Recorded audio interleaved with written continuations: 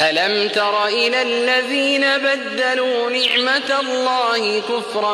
وأحلوا قومهم دار البوار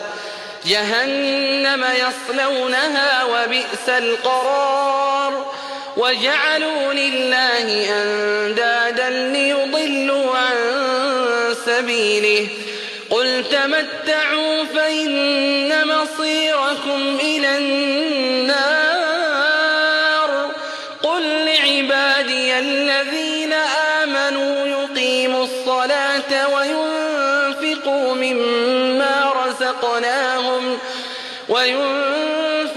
مما رزقناهم سرا وعلانية من قبل أن يأتي يوم لا بيع فيه ولا خلال الله الذي خلق السماوات والأرض وأنزل من السماء ماء فأخرج به من الثمرات رزقا لكم وسخر لكم الفلك لتجري في البحر بأمره وسخر لكم الشمس والقمر دائبين وسخر لكم الليل والنهار وآتاكم من كل ما سألتموه وإن تعدوا نعمة الله لا تحصوها إن الإنسان لظلوم كفار وإذ قال إبراهيم رب اجعل هذا البلد آمنا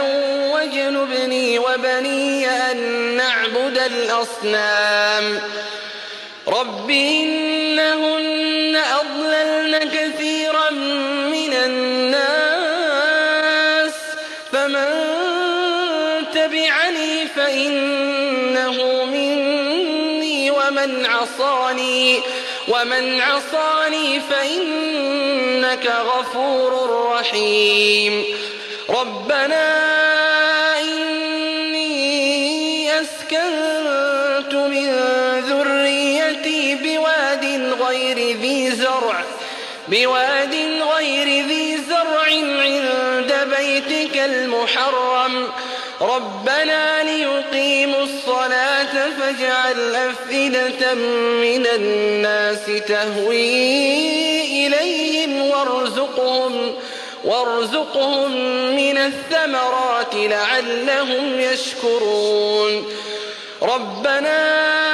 إنك تعلم ما نخفي وما نعلن وما يخفى على الله من شيء في الأرض ولا في السماء الحمد لله الذي وهب لي على الكبر إسماعيل وإسحاق إن ربي لسميع الدعاء رب اجعلني مقيم الصلاة ومن ذريتي ربنا وتقبل دعاء ربنا اغفر لي ولوالدي وللمؤمنين يوم يقوم الحساب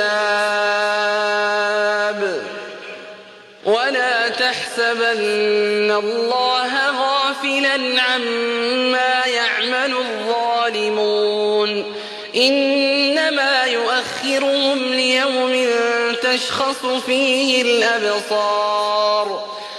مهطعين مقنعي رؤوسهم لا يرتد إليهم طرفهم وأفئدتهم هواء وأنذر الناس يوم يأتيهم العذاب فيقول الذين ظلموا ربنا أخرنا إلى أجل قريب نجب دعوتك ونتبع الرسل أولم تكونوا أقسمتم من قبل ما لكم من زوال وسكنتم في مساكن الذين ظلموا أنفسهم وتبين لكم كيف فعلنا بهم وضربنا لكم الأمثال وقد مكروا مكرهم وعند الله مكرهم وإن كان مكرهم لتزول منه الجبال فلا تحسبن الله مخلف وعده رسله إن الله عزيز ذو انتقام يوم تبدل الأرض غير الأرض والسماوات وبرزوا لله الواحد القهار وترى المجرمين يومئذ مقرنين في الأصفاد سرابيلهم من قطران وتغشى وجوههم النار ليجزي الله كل نفس ما كسبت إن الله سريع الحساب هذا بلاغ للناس ولينذروا به وليعلموا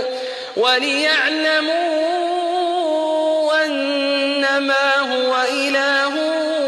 واحد وليذكر أولو